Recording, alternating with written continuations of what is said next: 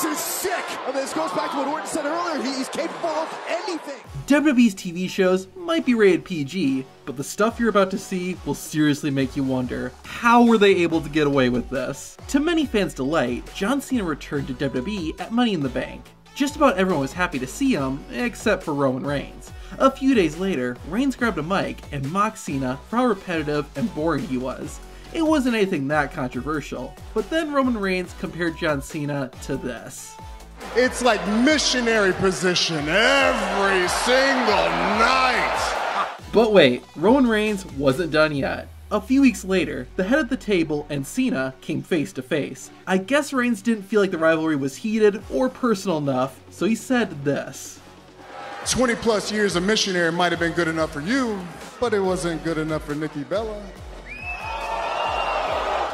Bobby Lashley and Goldberg threw everything they had at each other at SummerSlam.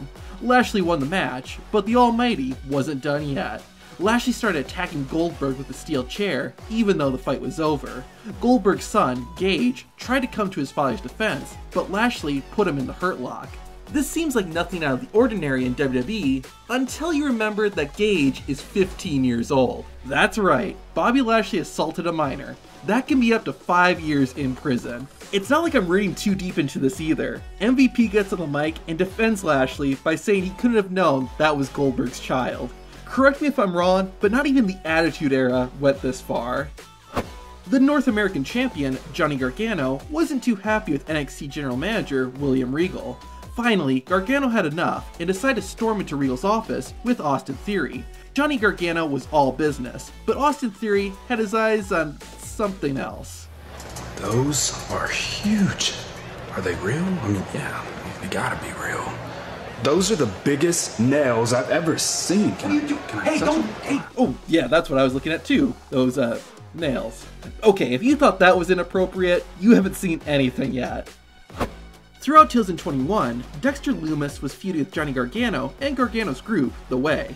While they were supposed to be enemies, one of the members of The Way, Indy Hartwell, was attracted to Lumis. Johnny and the rest of The Way were tired of Dexter Lumis and decided to end it once and for all.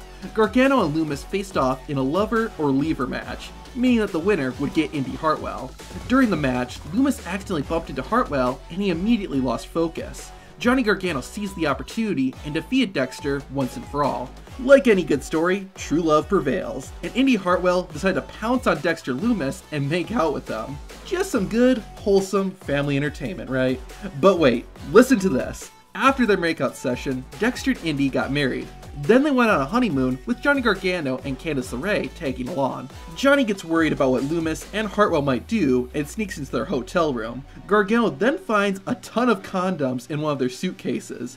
If that wasn't enough, Dexter and Indy then come back, forcing Johnny Gargano to hide in the closet. The newlyweds then have a pillow fight, causing them to shout things that make it sound like, well, you get the picture. I seriously can't believe they were able to show this on a PG show. An old rivalry was rekindled at the start of 2021 when Triple H returned. Randy Orton came out unannounced and demanded a fight with the Game. Triple H refused at first, but eventually the Viper got his wish. The two men agreed to face each other later that night, but started fighting before a match could even start. As they were brawling, the lights in the Thunderdome went out and the Game disappeared. Alexa Bliss appeared behind Randy Orton and then suddenly shot a fireball into the Viper's face. That's a pretty horrific way to hurt someone, and the moment was made even more disturbing when Randy Orton had to start wearing a mask to cover his burns. If that wasn't creepy enough, a few weeks later, this would happen.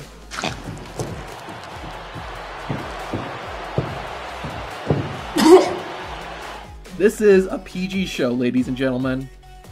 Since it was a no-holds-barred match, it's not surprising that Drew McIntyre and Sheamus' fight at Fastlane got pretty violent.